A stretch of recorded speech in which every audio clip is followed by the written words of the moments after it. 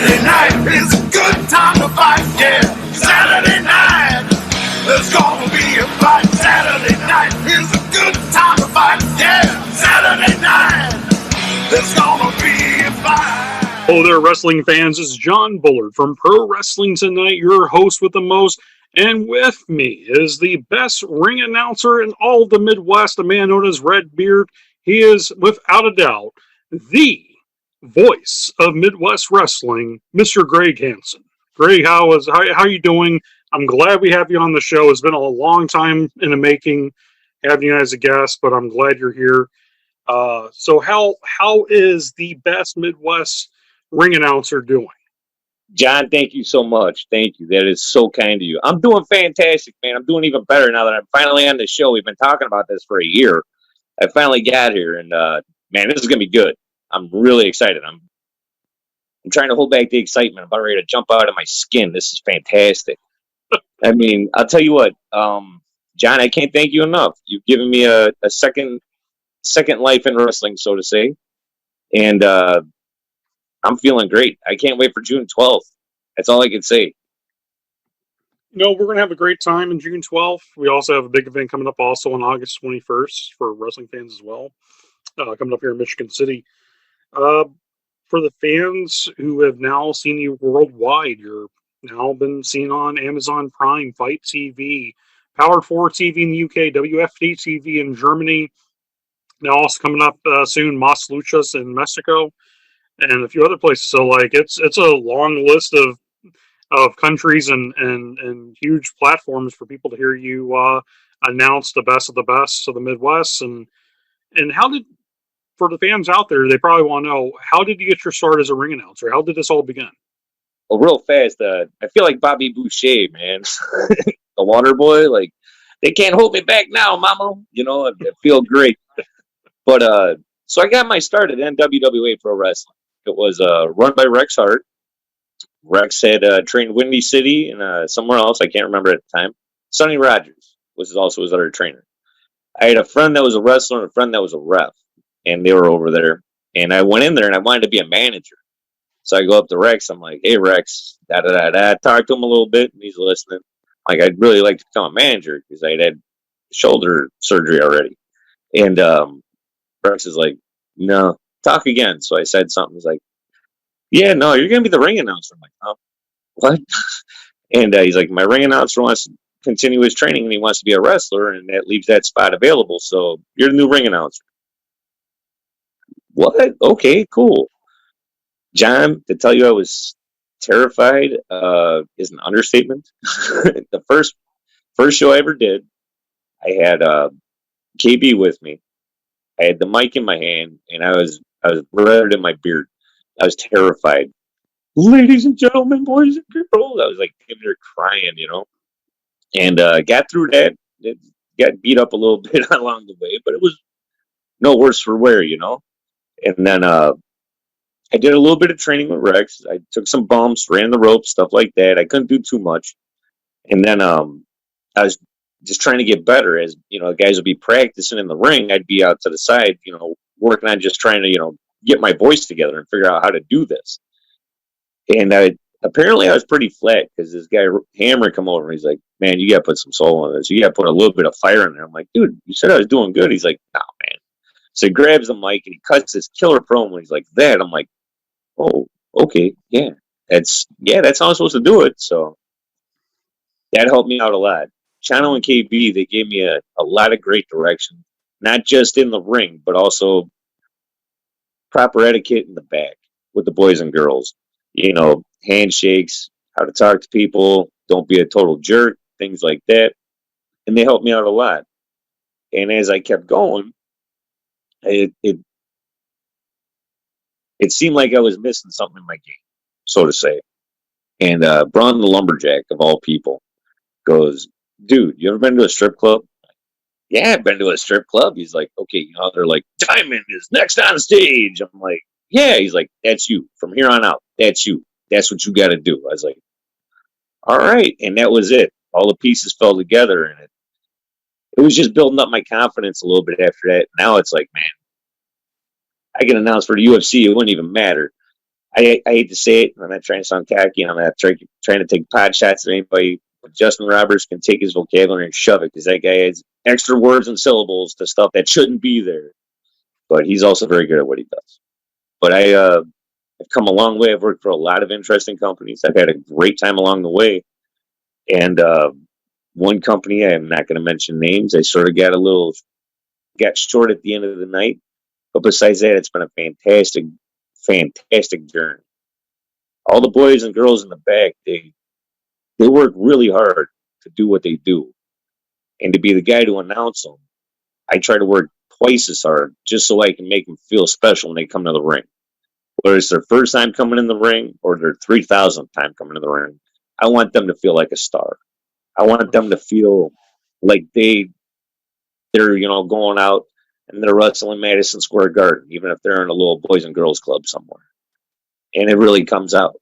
I've announced for the likes of Honky Tonk Man and a slew of other people that are just Hall of Famers, great wrestlers, big names in wrestling, and it feels good. But the main thing that feels great is the fans.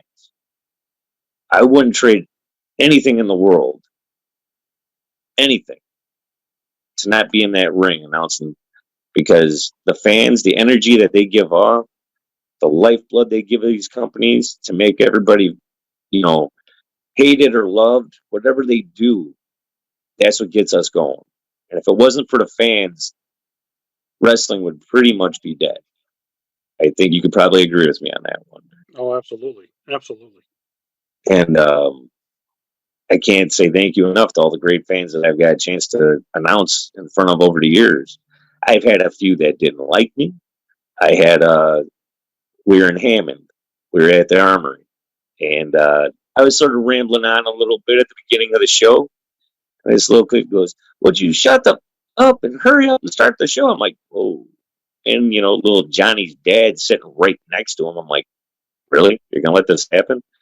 So the toughest fans I've had as far as critics are 8-year-olds.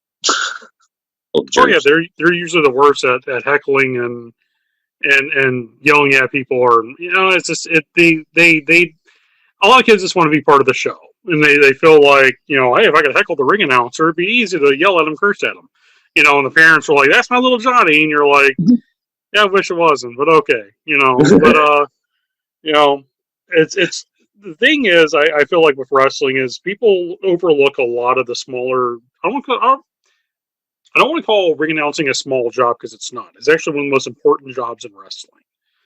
But a lot of people overlook the importance of a professional ring announcer, someone who wears a suit and tie properly. They look professionally.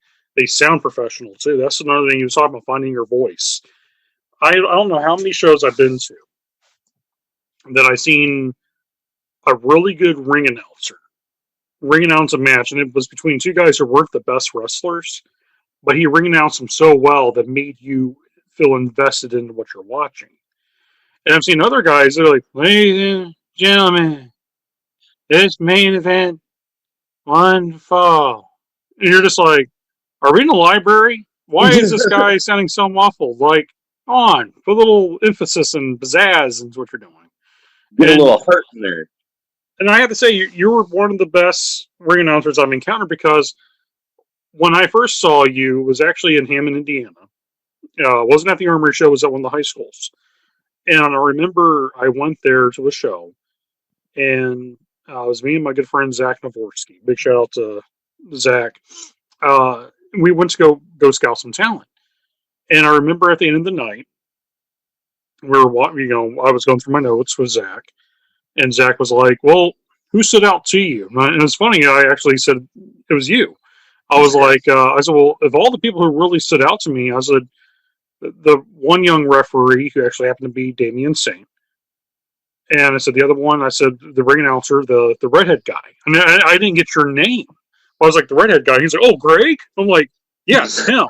And he was like, yeah, Greg's really, really good. I'm like, yeah, he actually made the show important, and that's to me is the vital part of wrestling, is when you have a really good ring announcer that hypes the crowd. And then you have really good referee and you have very good talent. And everybody has to work together to make a show really gel. And I feel like one of the missing ingredients in a lot of shows is the ring announcer. It's like going to the circus. The ring announcer is the ringmaster. And if the master of ceremonies is not so great, and then the circus just feels like a bunch of clowns and animals rolling around. So, yeah. Well, the main thing is you got to get the fans invested, and you know this from your experiences in the ring. If I'm ring announcing, I can hype that show up. I can get everybody going. If that first match is flat, I have to work my tail off to get that crowd back into it. And it even goes if it's the third match or whatever match. If you're having a great show and you have one match that just maybe the boys ain't feeling it, maybe it didn't come out the way it's supposed to, I got to pick that crowd back up. That's my job. My job is to get those fans ready for that next match. For those fans to have a great time. Those fans to feel like they are part of something huge, which they are. And I don't even know how to put it. If I can't get the fans invested in the show, then we might as well not even have it. Because I always say that I'm a small cog in a big wheel. And technically I am. But like you said, it's an important cog, as every cog is. Absolutely. And like you said, if you have a good ring announcer, but the ref comes in and his shirt's hanging out, he hasn't shaved in like 6 weeks and he's got patches everywhere and you can't tell what he's doing, that doesn't help. Or you have a good ref, you have a good announcer, and the talent is, subpar. It's unfortunate, but it does happen. I've been on a few shows where, first couple matches go without a hitch. Everything's great. You get to that third match and all of a sudden, or the best is somebody grabs a mic. I'm going to cut a promo, and they think they're John Cena, and they're running on and on and on. 15 minutes later, they're like, yeah, so that's my story. And basically half the fans have either left, fell asleep, or they're still in the bathroom because they don't want to hear this guy talking. Or the worst one, they're on their cell phones, not even paying attention to them. Yeah. That's the worst. Seen them happen many times. Well, I was at one show one time. The wrestlers were having a decent match. And they were starting to lose the fans, literally. So, give them the hats off. Hey, guys, take it home. Refs telling them, take it home. They went for another 10 minutes. Literally, I watched 20 people get up and walk out. Yep. And they come back and they're like, man, we killed it. Yeah, you sure did kill it. You killed the damn audience. You killed the show. You killed everything. Thanks. Good job, And that's no rip on nobody, but we all have to be mindful of the things that we do to make sure the shows go on as they need to be. Because if not, it's going to end up ruining it. You start putting bad names of our company or companies, not CCW, we're fantastic. But what I'm saying though is the more you think that you are the next Rock, next Stone Cold Steve Austin, really look and see how the fans are interacting. Like you said, when they're on their phones and they ain't paying no attention to you, that means it's time for you to go. Whether you think you're God's gift of wrestling or not, they're not buying it. You're killing them. And now you just made my job 10 times harder.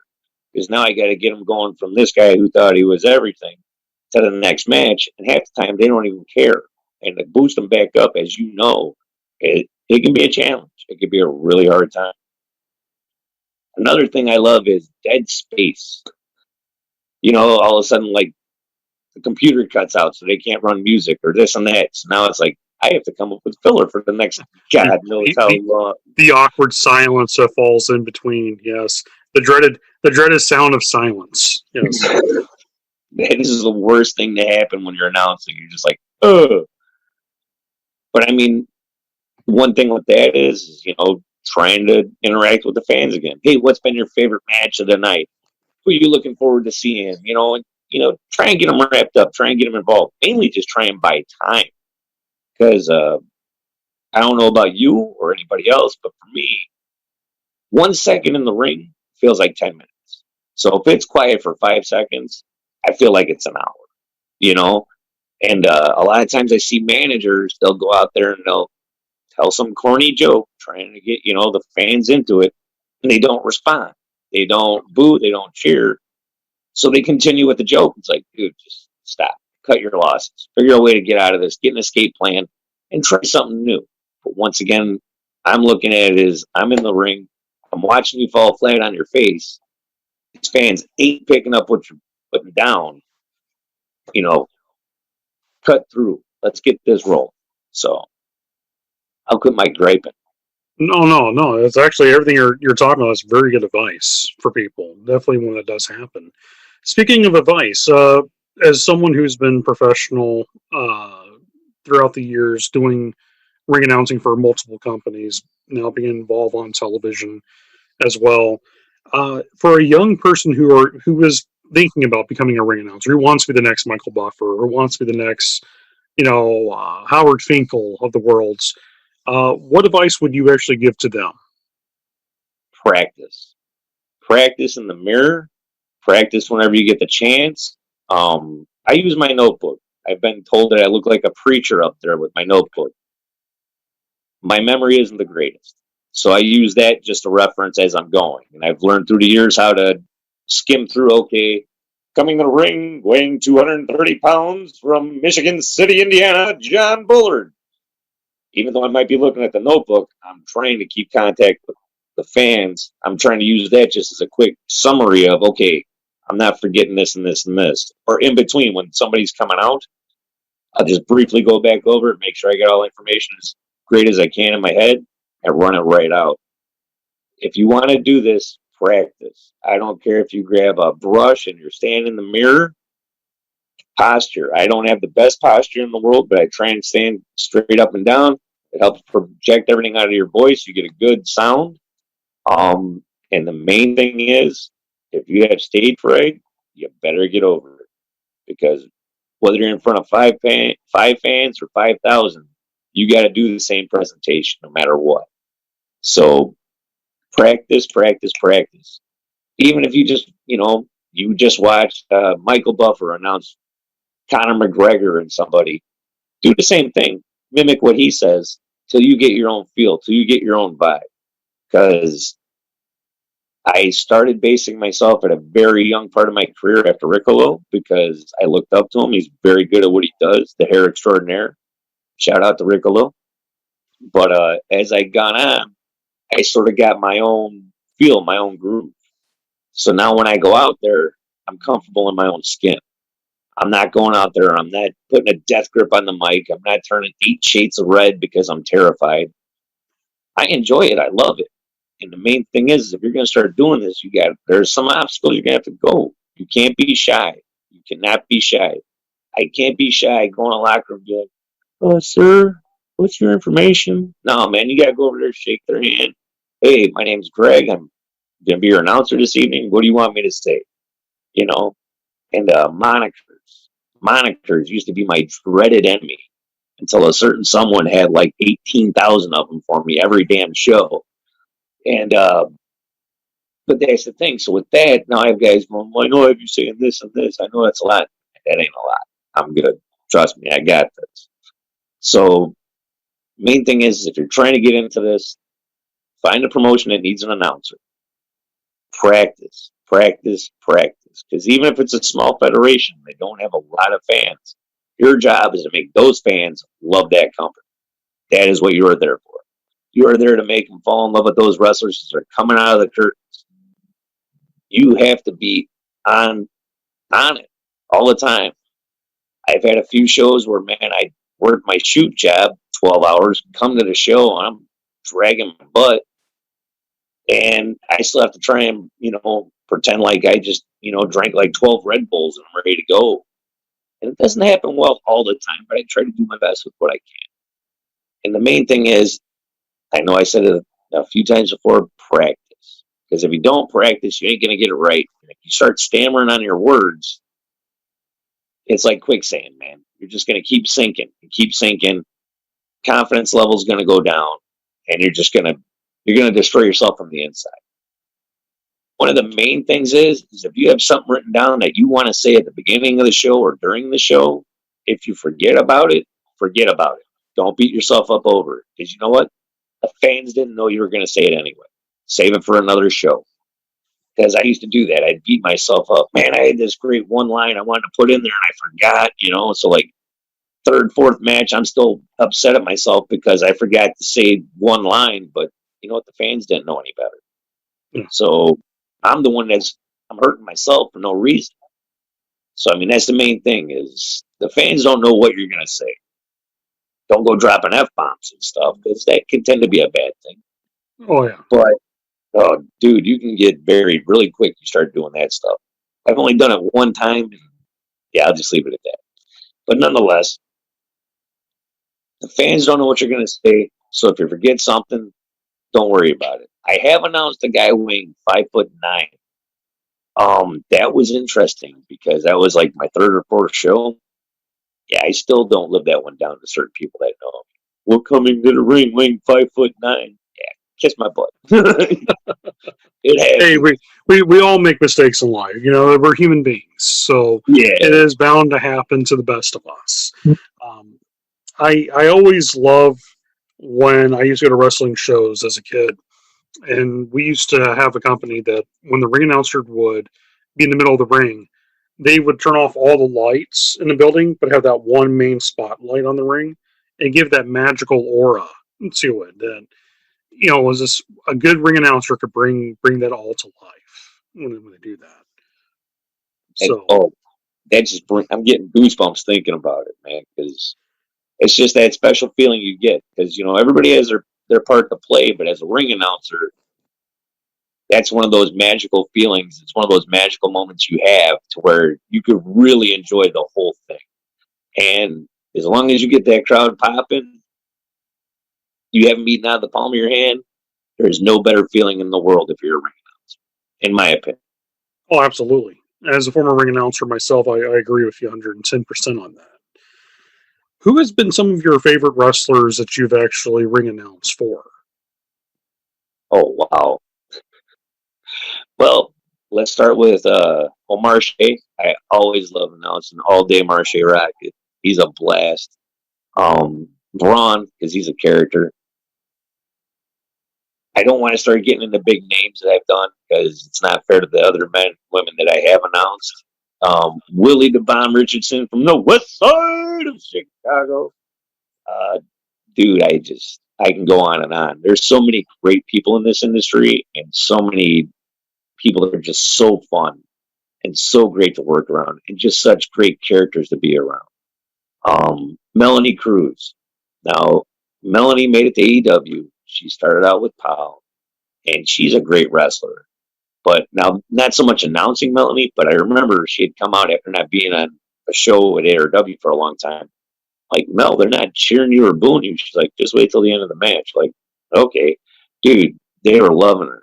I mean, she just tore it up, and all of a sudden the fans, not just Melanie, but I've seen other wrestlers do that. You're like, man, that's great. Hudson. I love announcing John because John's he's a real person. He works really hard at what he does. I always enjoyed that. Paragon is turning into one of my new favorite hated, but I still love the guy. Start messing with me with the microphone. I know I'm vertically challenged. Paragon, you're hurting right in the heart, right in the feels. But I mean, I can't say I have an exact favorite, but there's pretty much anybody. I love it so much, and I love being around people, and I love the energy that certain people bring. I love the the heels when they come out and they're getting everybody to boom. I mean, like, see right at the last show, comes out, man, that was fantastic. Those fans hated him, and he only walked out the curtain. That's all he did. Yeah. So I mean, you can tell when somebody's best in what they do and they're pros and they're good at what they do. Yo-Yo, the guy's not that big, but man, he has the heart the size of Kentucky. The guy's just awesome, and he's a hard worker. I Tully Berto, I don't even know how to say his last name. I'll just Uh, leave it at Bert, Bertinelli. Bertarelli, but close enough. Bertarelli. Tully Bertarelli, yes. Tully, yes. I enjoy Tully. I've worked with Tully for years. He's a great guy. I love Tully. He's fantastic. And I know I'm just not saying some of the guys that have been on our show at CCW, but I mean, I've always enjoyed working with the family, no matter how hard of a time they've given. Charlie Jr. is a thorn in my side, but it's always fun being in the ring with those goofballs. Because it's not just one, it's not two. There's like 30 guys that come in the ring with them. They'll have a good time messing with me, but it's always fun. And I can't,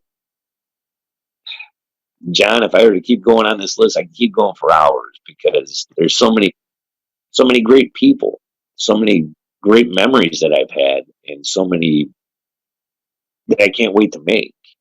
You know, I mean, I got the chance this last show to work with a lot of people I've never even worked with before. I've heard of them, I've seen them, but I never got the chance to work with them. And what we got going in CCW now is something really special. And it's going to be really out of this world as we go forward. And I can't wait to keep announcing. I can't wait to keep those fans going. I can't wait for the people to see me around the world because I'll tell you what, I was in Northwest Indiana for 11 years and now I'm breaking out of my shell and now I get the chance to be seen all over the world. That's like been my dream throughout this whole thing. I started, everybody I believe had that aspiration of getting on TV. You made that happen. Not just that, but thank you sincerely. But come on, England, Europe, Asia, now we're part of Australia. I mean, I can go on and on and on. Canada. I mean, dude, I'm getting exposure like I never thought I would. And I can't thank you enough. This is going to be a great time. The ball's just getting rolling. I mean, literally, it is just getting rolling. And I can't wait to see what happens next. With the brain trust of you, Michael Allen, people like P.L. Myers, C. Red, Steve Arndt, Joey Roth, just to name a few, let alone most of talent, well, all the talent we have. You didn't cut any corners grabbing guys. No, You didn't. no, not at all. And I look forward to announcing each and every one of them. Paragon, I'll get him eventually. I don't care if I have to wear stilts, but I'm going to get him back somehow. But it, it's been a great ride. I can't even begin to tell you how how far I've come in this decade, in a couple years, and it feels so great because I went from being a timid little scared guy going in the ring, get called Bart Simpson by fans like Ezra Vickery, because I had short blonde spiky hair, so they called me Bart Simpson. To the great profanity of Little Johnny and everything else I've seen in between.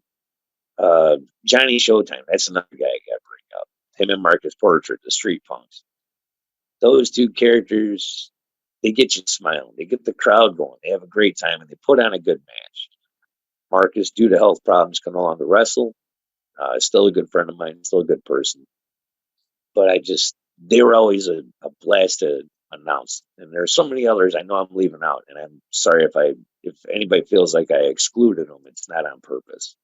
Well, no, I mean it's a 30-minute show, so I mean it's kind of hard to fit so much in within 30-minute time range. But it's you've had an amazing career for being a ring announcer, starting out on a small independent show, and you work with legends, you work with some of the best regional talents, local talents, national talents. I mean, it's the thing of I think if there is a story of Greg Hansen is perseverance. You didn't stop when the going got tough. You didn't stop when you feel like okay, uh, my dream wouldn't happen. I was glad I could offer you the deal to get on television. I'm glad I could help you with that dream amongst other people. But Well, that's in the thing. close I in don't know if the closing, whole world knows real quick, but I was ready to retire. I had been given an ultimatum by my wife, and I had to cut my schedule back, man. I was working 2, 3, sometimes 4 weekends a month, not making hardly anything, and not getting where I wanted to go. And my wife basically was going to hit the brick, Ginger. But you came in at the right time, man. You were like my knight in shining armor, so to say. So thank you. no problem, Greg. And but from the bottom of my heart, in closing here on our show tonight, of Pro Wrestling Tonight, thank you. And to all the fans out there, June 12th, come see this man do what he does best at the ring, to ring announce. We see each and every one of you at ringside. Have a great night.